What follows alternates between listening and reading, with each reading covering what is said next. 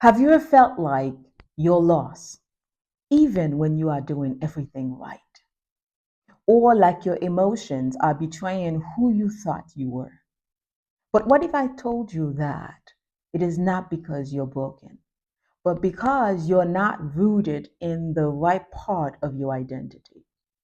So today, I have this important, amazing topic because it was revealed to me, and I want to share this with you. So we're talking about body, soul, and spirit, and which part get judged in the end. So understanding this can help you set you free, especially if you are the chosen one or you simply desire to live a more aligned and fulfilled life.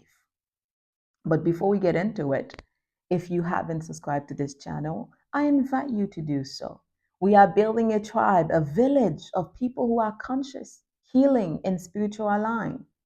As I said, this world is not the problem. It's our unawareness of who we are. Okay?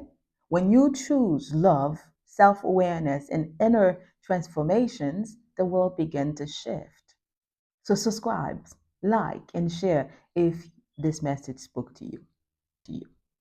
Now, let's get to the message at hand: body, soul, spirit. Let's get in deeper. So, as I said before, as I've always mentioned that, I said we are spiritual beings having a human experience. So, everything you go through in life is a tools to help us know God, self, and others around us more deeply. So, let's break it down. So, the body is a physical form. It connects you to the world.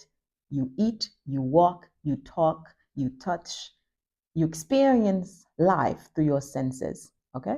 So the soul is your mind, your emotions, your will, and personality. It connects you to yourself. Okay? It's your habits, where your habit is, your self awareness, and your free will resigned. Now, the spirit is God give breath. It connects you directly to God. It is eternal, pure, and it carries your true identity. You hear that word, true identity. So, in a way, how you can put that in all together is like the body experiences, the soul feels, and the spirit knows. Okay. So, in a way, you are not what you feel, you are what God has declared. And that's why rooted in identity is not about fixing your feelings, it's about remembering your foundations. Now, let's get to the heart of the conversation. Who get judged? Okay? Why it matters spiritually? It matters. So let's get to what the Bible said about, your three parts. The Bible said, the body returned to dust. That's Genesis 3, verse 19. The spirit returned to God. That's Ecclesiastes 12, verse 7. So the soul is what gets judged because it holds your choices, your love, your will, and your alignment. Okay, so here's what some scripture are saying. I'm going to read it to you. So Ezekiel 18, verse 4, it said, below all souls are mine. The soul who sins shall die. So this makes it clear that God holds the soul accountable. It can die spiritually due to sin. So what is Matthew said? Matthew 10 verse 28 said, do not fear those who killed the body, but cannot kill the soul. Rather fear him who can destroy both soul and body in hell. So Jesus, in this one, Jesus warned us that the soul is eternal and can face judgment far beyond physical death. Okay, what is Hebrews said? Hebrew 10 verse 39 said, we do not belong to those who shrink back and are destroyed, but to those who have faith and are saved. What is this verse telling us? It said that the soul has two parts, two paths, the destruction and salvation. So it's where our eternal decision resides. So if we have to say this, we can say that that's why your soul must be purified, healed, and led by your spirit, not your emotions. So, in simple term, you are a spirit, you have a soul, and you live in a body. So I've always done when I put a message out, I've always put my personal experience, how how I take in, because I have to fill my cup first to be given to you. So everything I said, I have practiced them on my own. God has allowed me to practice them. So I want to share something personal, because this message isn't just something I want to teach you or something that you can learn from me or I can learn from you from the comment section too. It's something I live every day. Like I said, in this season, I have asked God for double portion of wisdom. And he opened my understanding beyond what I imagined. As a matter of fact, I've always prayed for wisdom since I was a little girl because I remember the story of Solomon. How many of you remember that story? Yeah. So because of that story, I always ask double portion of wisdom. But now I also pray for self-awareness. God has revealed that to me. And now this is an addition to my prayer, my double portion of wisdom combined with self awareness. The reason for that, because I realized that Solomon's downfall wasn't due to lack of wisdom. It was a lack of self awareness that led him into disobedience. So Solomon has wisdom from God, yet his heart drift. He allowed external influences, particularly his many wives and foreign gods, to guide his choices.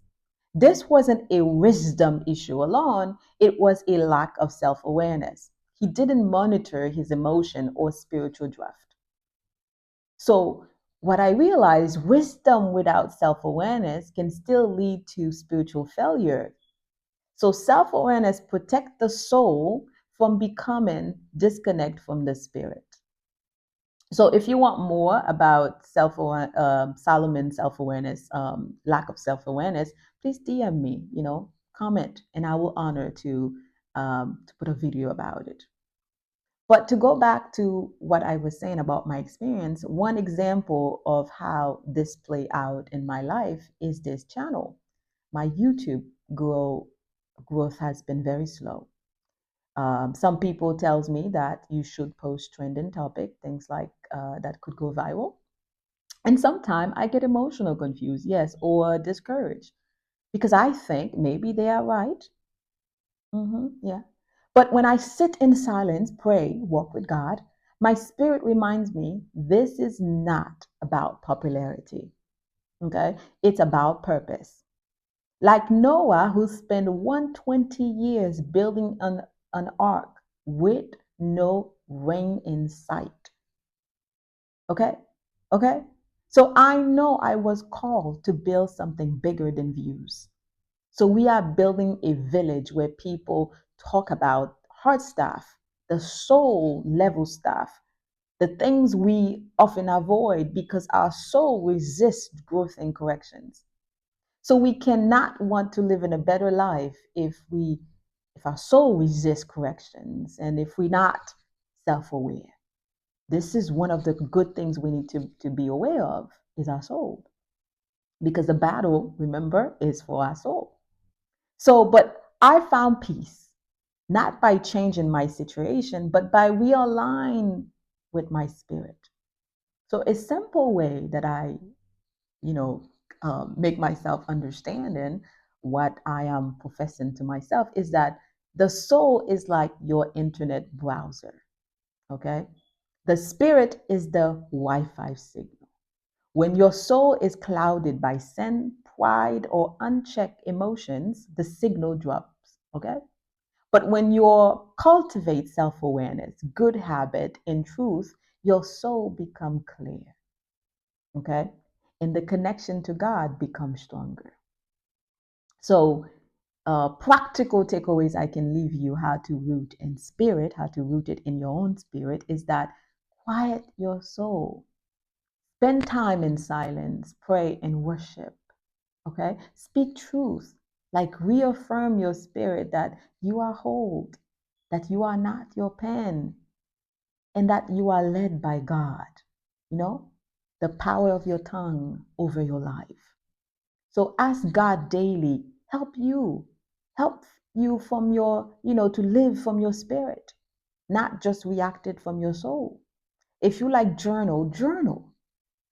Like the day you feel like you are emotional, journal about it and ask question, what would my spirit say and said? You know? So these things help you understanding who you are. Okay. So in closing with affirmations, I want to leave you that you are not broken. Okay. You are been rooted. You are not your emotions. You are a spirit lived in God. So this is Joanne, the voice of wisdom 31.